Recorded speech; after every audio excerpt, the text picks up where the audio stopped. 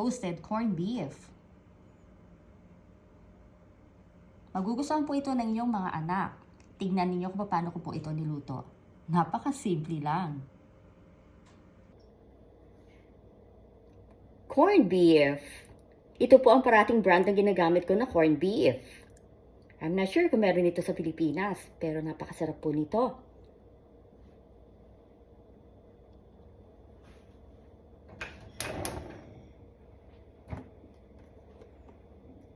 Olive oil.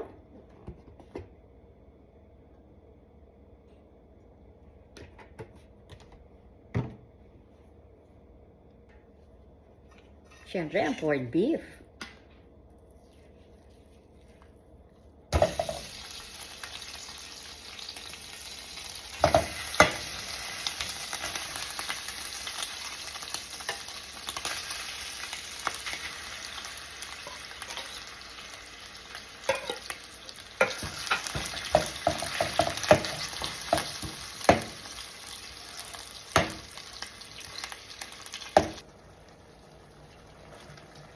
Lulutuin po natin mabuti itong corned beef hanggang mawala na po ang kanyang oil at mag-toast na po siya. Ito toasted po natin ang corned beef.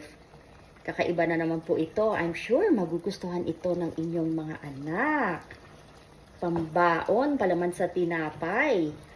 Ayan, so naisip ko na mai-toast nga itong corned beef para iba naman ang ating recipe. Well, napakadali lang po yan. At alam na alam po ng lahat yan.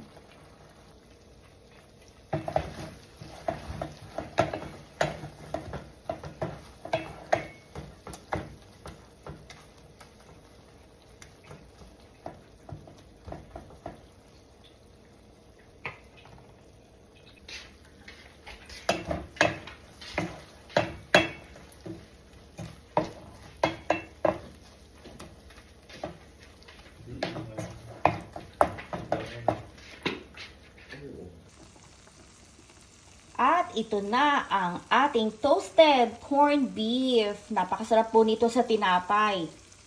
And I'm sure magugustuhan po ito ng inyong mga anak. Baon nila, palaman sa tinapay. O hindi ba kakaiba na naman to? Hindi yung usual corned beef na niluluto po natin na merong patatas or whatever na ilalagay ninyong mga gulay. So ito po, simple, walang halo na kahit ano, basta olive oil or kahit anong oil ang meron kayo dyan. At corned beef lang. Ayan. So, toasted corned beef. So, yummy!